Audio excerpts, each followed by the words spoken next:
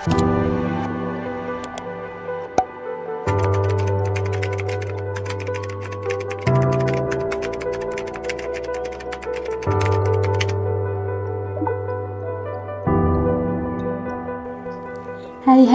konselor muda, sebelumnya kita kenalan terlebih dahulu yuk. Perkenalkan, kami merupakan mahasiswa semester 6 program studi bimbingan konseling Islam di IAIN Kudus loh. Salam kenal ya. Nah, video ini berisi tentang intervensi program trauma healing yang sudah kami buat loh teman-teman. Apa sih programnya?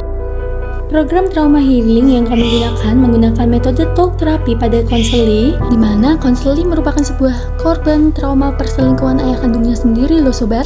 Bagaimana terkait dengan kasus dan tahapannya? Check it out! Kasus ini terjadi beberapa tahun lalu di mana konseli mengetahui bahwa ayahnya selingkuh dengan wanita lain sampai memiliki anak. Ibu kandung konseli memilih untuk bertahan demi anak-anaknya.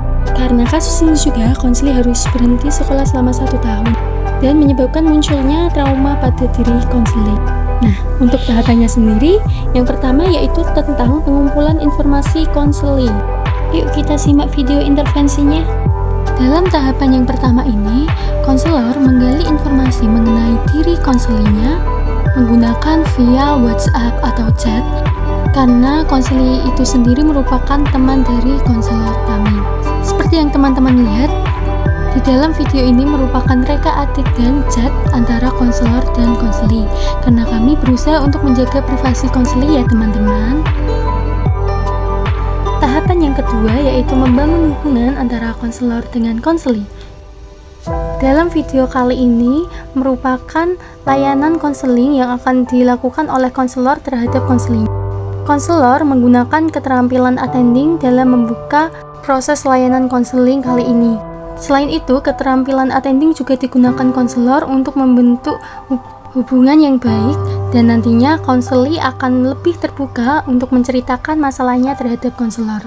Seperti yang teman-teman lihat di dalam video ini, konselor memberikan minuman kepada konseli agar konseli tidak gugup selama proses layanan konseling berlangsung. Lanjut, tahapan yang ketiga yaitu eksplorasi mendalam mengenai problematika konseli. Pada tahapan kali ini, konselor berusaha untuk menggali faktor-faktor apa saja yang menyebabkan konseli mengalami trauma. Dan konseli menceritakan bahwa traumanya muncul karena adanya orang ketiga dalam hubungan orang tua konseli. Hal tersebut membuat konseli sakit hati dan bahkan tidak ingin berbicara dengan ayahnya selama kurang lebih 1 tahun. Nah, sekarang kita sudah masuk ke tahapan yang keempat, yaitu stabilisasi. Pada langkah stabilisasi ini, kami berfokus pada pengembangan strategi untuk membantu konseli merasa lebih stabil secara emosional dengan menggunakan teknik relaksasi dan juga pernafasan dalam.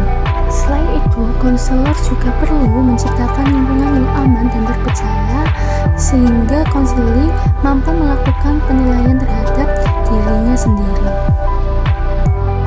Lanjut, kita masuk ke tahapan yang kelima, yaitu pemrosesan dan integrasi. Pada tahapan pemrosesan dan integrasi ini, kami sebagai seorang konselor akan mendorong korban atau konseli untuk mampu memproses dan mengintegrasikan pengalaman traumatisnya dengan layanan atau pendekatan yang kami gunakan, yaitu pendekatan talk terapi. Tahapan selanjutnya yaitu tahapan ke-6 merupakan tahapan rekonstruksi arti. Pada tahapan ini kami membantu konseli untuk meresepkan kembali makna dari pengalaman traumatisnya, mengidentifikasi sumber kekuatan dan ketahanan dalam dirinya, serta merancang narasi baru yang memungkinkan untuk bergerak maju atau pulih dari traumanya. Tahap selanjutnya yaitu tahap perencanaan. Pada tahapan kali ini, konselor dan konseli membentuk rencana dan juga kesepakatan dalam proses penyembuhan konseli nantinya, termasuk seperti bagaimana pentingnya dukungan sosial, strategi penanganan stres, ataupun sumber daya tambahan yang diperlukan konseli dalam masa post-trauma konseli. Setelah ditentukannya kesepakatan rencana, konselor menutup proses konseling dan memberikan tugas-tugas kepada konseli sesuai dengan kesepakatan atau rencana yang sudah ditentukan sebelumnya. Nah, sekarang kita sudah memasuki tahapan yang terakhir nih teman-teman, yaitu tahapan ke-8 atau tahapan evaluasi. Check it out! Dalam tahapan ini, konselor mencoba untuk memantau bagaimana kondisi konselingnya. Dan alhamdulillahnya, konseli sudah merasa cukup baik serta merasa lega karena sudah membagi kisah atau problematikanya kepada konselor. Seperti sebelumnya, video chat ini juga merupakan hasil reka adegan chat yang dilakukan antara konseli dan juga konselor.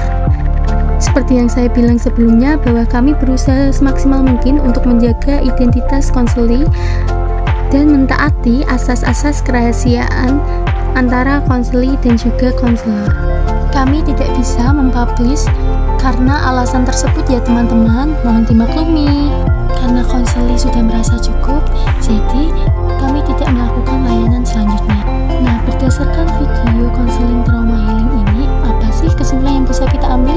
Kesimpulannya yaitu, program konseling trauma healing dengan pendekatan talk terapi ini menawarkan kerangka kerja yang terstruktur dan menyeluruh untuk membantu korban memproses dan pulih dari traumanya. Program ini melibatkan pengumpulan informasi lengkap, membantu korban memahami dampak traumatis, dan juga menggunakan teknik relaksasi untuk mencapai kestabilan emosi konseli. Hubungan yang kuat dan terpercaya antara konselor dan juga korban, terutama karena konselor merupakan teman konseli, sehingga mampu menciptakan lingkungan yang nyaman untuk berbicara dalam proses layanan konseling ini berlangsung.